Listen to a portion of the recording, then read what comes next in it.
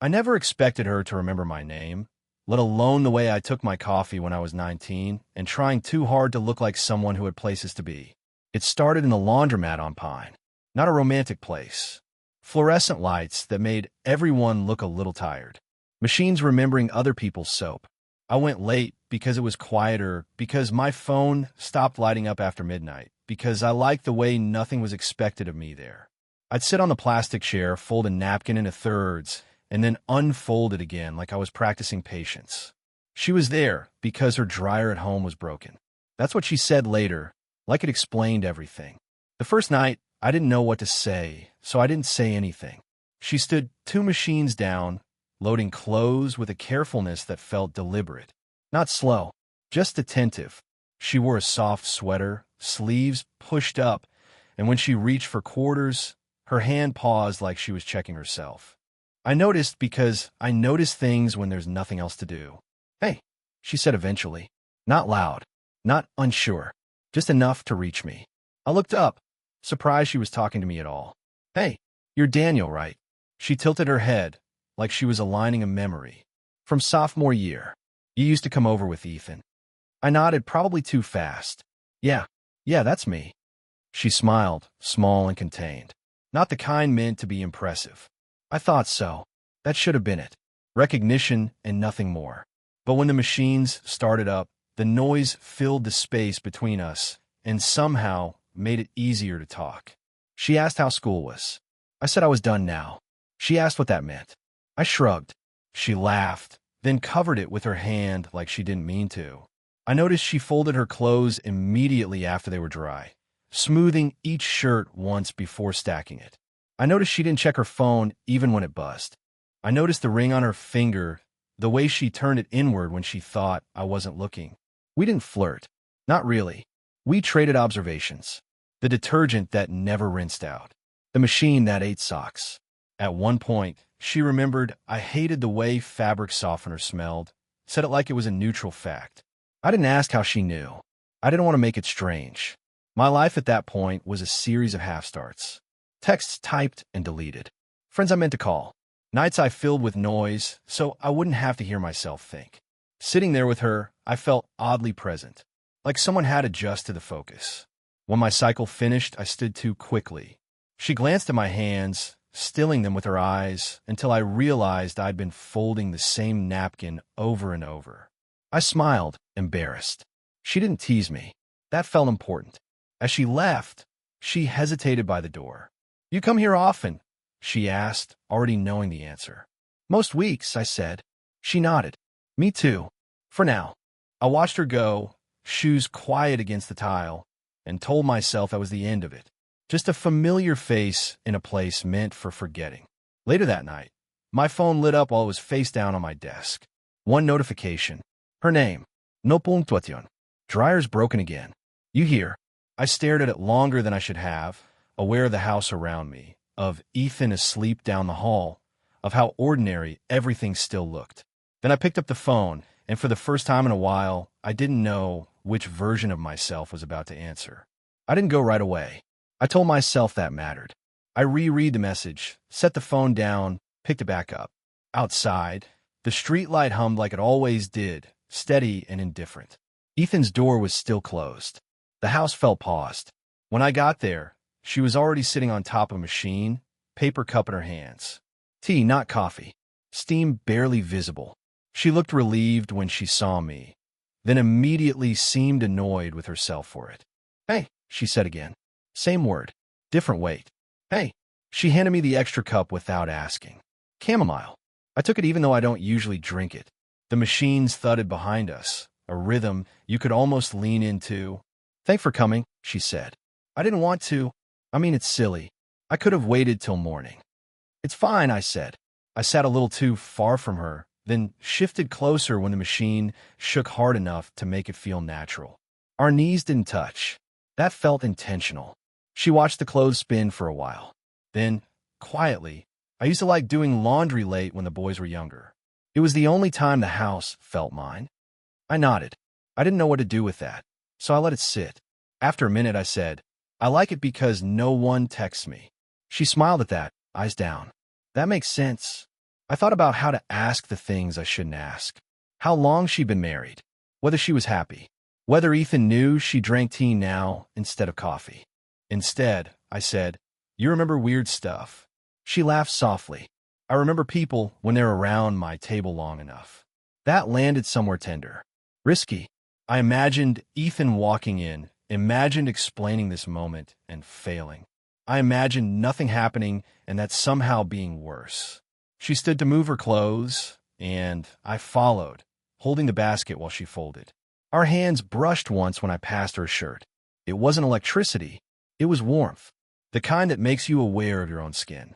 "Daniel," she said like she was testing the sound. "You know this is—" I know," I said too quickly. My heart did something dumb. "I know." She looked at me then, really looked, not as her son's friend, not as a kid passing through. Her gaze stayed a second longer than necessary, and I didn't look away.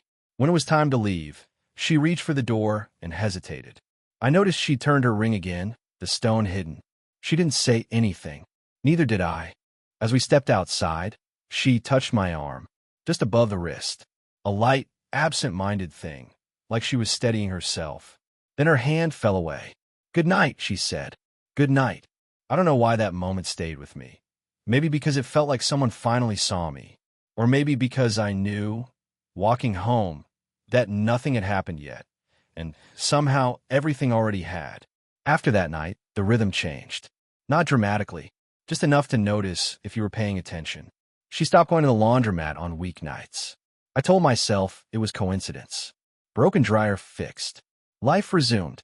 Still, I found myself checking the door more than the machines, folding my clothes slower, like that might invite something back.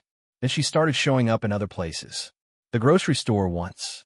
I was standing in front of the tea shelf longer than necessary when I felt it, that sense of being observed without pressure. I turned. She was halfway down the aisle, basket on her arm. When our eyes met, she didn't smile right away. That pause did something to me. "Daniel," she said softly, like it was a private word. "E." She glanced at the boxes in my hand. "Chamomile." I shrugged. "Habit now." She nodded. Then, almost imperceptibly, she took a step back, created space. The aisle suddenly felt narrow anyway. "We should," she started, then stopped. Cleared her throat. "I should go." "Yeah," I said. Too easy. Too fast. She hesitated like she wanted to say something else, then didn't. Walked away. I stood there, holding tea, rememberings I hadn't asked for. After that, there were days of nothing. No texts. No accidental meetings. My phone stayed face down, like I was afraid of hoping. Ethan mentioned his mom once, casually, complaining about her being weirdly quiet lately. I laughed in the wrong place. One evening, I heard her voice before I saw her. In the kitchen. "Lo, familiar." I stopped short in the hallway, suddenly unsure of my body. She was standing by the counter, sleeves rolled, drying a mug. When she noticed me, she straightened like she'd been caught mid-thought. "Oh, hey," she said. "Hey." We stood there. The clock ticked. Too loud. She didn't come closer. Didn't retreat either. Just stayed where she was, fingers tight around the towel. "I didn't think you were home," she said. I said. Then, after a beat, a smile flickered. "Gone." "I've been meaning to say," she began, then stopped. Looked down at her hands. "This, whatever this is. I don't want you to think, I don't," I said. Then softer, "I don't know what I think." That made her look up. For a second, it was just us. No rolls. No house sounds. Just that thin space where something could happen. She stepped closer. Not all the way. Close enough that I could smell the tea on her breath. She lifted her hand, then seemed to remember herself, and let it fall back to her side. "This isn't fair," she said. Not accusing. Almost apologetic. "I know," I said again. It felt like a placeholder for everything else. Ethan's footsteps sounded upstairs. We both froze. She moved first, stepping back, distance knowing exactly where to land. By the time he entered the room, we were just two people standing too far apart. Later, as I lay in bed, my phone buzzed. One message. "No greeting." I shouldn't have come closer. I stared at it, thumb hovering. Typed something. Deleted it. Typed again. "You didn't." 3 dots appeared. Disappeared. What stayed with me wasn't the almost. It was how close it felt to the truth, and how easily we both stepped away from it.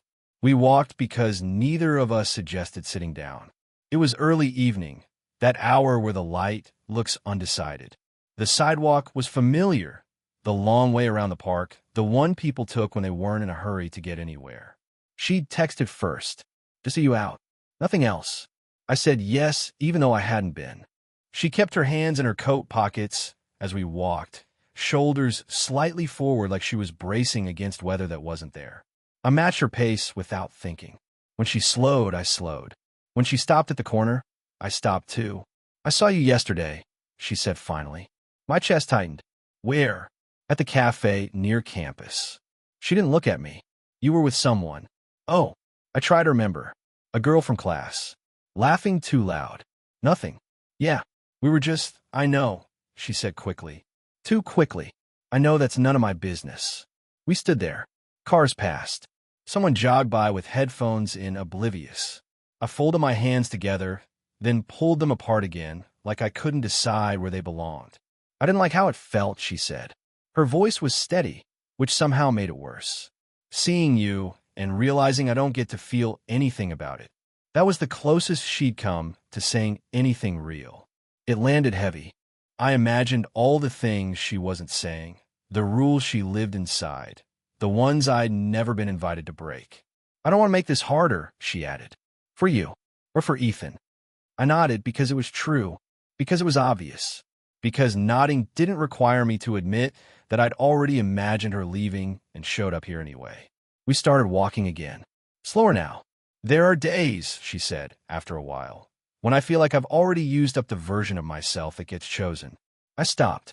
She didn't at first. Took 2 more steps before realizing I wasn't beside her. When she turned back, something in her face shifted, like she'd said too much and couldn't pull it back in time. "I think about you," I said. It came out quieter than I expected, more than I should. She closed her eyes for a second. Just a second. When she opened them, they were glossy but controlled. "That's exactly the problem," she said. "I don't know what you want from me." I stepped closer, not touching, just close enough that the space between us felt deliberate. "I don't know either," I said, "but I know I don't want to pretend this isn't happening." Her breath caught. She lifted her hand, then let it fall back in her pocket. The park lights flickered on, one by one, like they were giving us time. "If I let myself ask," she said slowly, "I don't know how I'd stop." The air felt thin, fragile, like one more sentence would break it. She looked at me then, really looked, and the question was there even before she said it. "What do you think would happen," she asked, "if we didn't walk away right now?" After that night, I didn't see her. Not at the park, not in the kitchen, not even by accident. Days stacked up quietly, like mail no one opened. I told myself it was intentional, that she decided, that I should respect it. Still, I found myself taking the long way home, slowing near places she might pass through, then feeling stupid when she didn't. She stopped texting first, then stopped texting at all. At first, I thought something had happened. Then I realized this was something happening. Ethan mentioned her again, offhand. Said she'd been busy, going out more. Said it like a complaint, like she'd stepped out of alignment with who he needed her to be. I nodded, stirred my coffee long after the sugar had dissolved. One night, I saw her car parked outside a house I didn't recognize. Lights on inside. I didn't slow down, but my chest did. I imagined her sitting across from someone else, leaning in, choosing a different kind of quiet. I told myself it was unfair to think that. I thought anyway. A week later, I almost ran into her at the store. Almost. I saw her from the end of the aisle, hair pulled back, coat buttoned high. She saw me too. This time, she didn't pause. She turned and went another way. That was worse than a conversation. I stopped going to the laundromat at night, switched to mornings, when everything felt transactional and safe. I changed routines like that meant I was doing something right. Like absence was a kind of control. There were things she hadn't told me. I knew that now. Not secrets in the dramatic sense. Just wait. History. The kind you don't drop unless you trust the ground. Then Ethan said it without meaning to. We were eating takeout, boxes between us. "She's been talking to my dad again," he said. Like actually talking.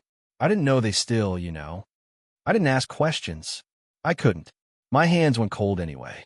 That night, I sat on my bed with my phone in my lap. Her name there. Waiting. I typed "I understand" and erased it. Type "Are you okay?" Deleted that too. I didn't know which version of her I was allowed to reach for. Outside, a light clicked on across the street. Somewhere, someone closed the door. I didn't feel heartbroken. I felt paused, like life forgot to finish the sentence. Later, much later, I passed the park bench where we'd stood. Empty, leaves collecting where people usually sat. I thought about asking her that question back, the one she'd asked me. What would happen if we didn't walk away? I stood there long enough to feel ridiculous, then turned and went home, the phone still dark in my pocket, the message still unsent. It happened on a Tuesday. Nothing about the day suggested it would matter. I was in the kitchen late, rinsing a mug that didn't need rinsing, when I heard the front door open and close. Her footsteps were careful, like she was trying not to announce herself. I stayed where I was. Part of me hoped she'd turn around and leave. Part of me was already moving toward her. She stopped in the doorway. We looked at each other like people meeting for the first time, even though that wasn't true anymore. "Hey," she said. "Hey." She glanced past me, at the counter, the sink, the ordinary mess of shared space. "I didn't know if you'd be up. I usually am." A pause. The clock above the stove ticked. I noticed her hands were empty. No purse. No phone. That felt intentional. "I owe you an explanation," she said, then shook her head slightly. "No, I don't. But I want to." I leaned back against the counter, giving her room. Or maybe taking some for myself. I pulled away because I was scared, she said. "Not of you. Of how easy it was to feel younger around you. Like I could forget who I was supposed to be." I swallowed. I thought I'd done something wrong. "No." She shook her head again, more firmly. "You didn't do anything. That's the problem." We stood there, close enough now that I could see the faint line between her brows, the one that showed up when she was deciding something.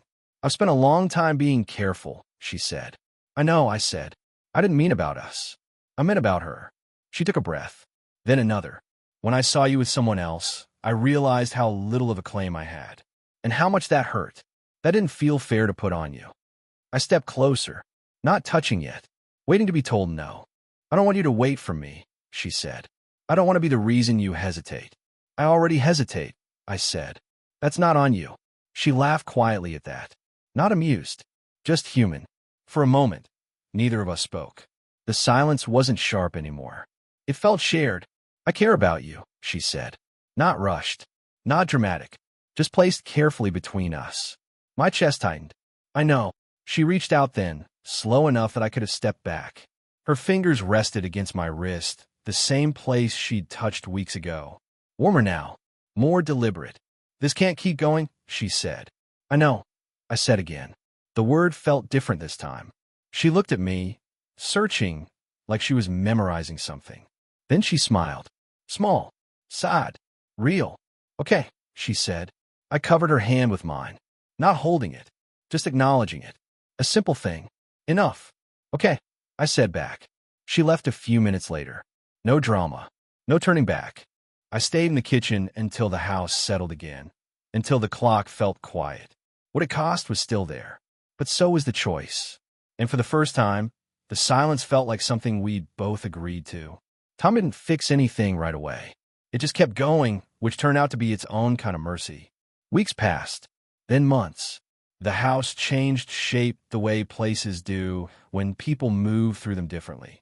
Ethan moved out in the spring, nothing dramatic, just a job 2 cities over and a trunk packed in stages.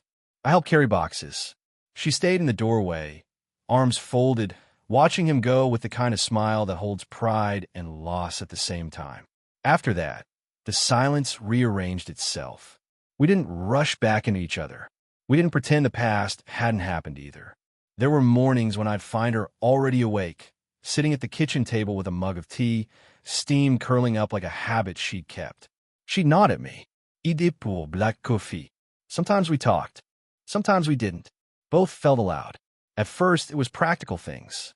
Shared groceries. Who forgot to buy milk? A broken cabinet hinge neither of us fixed for too long.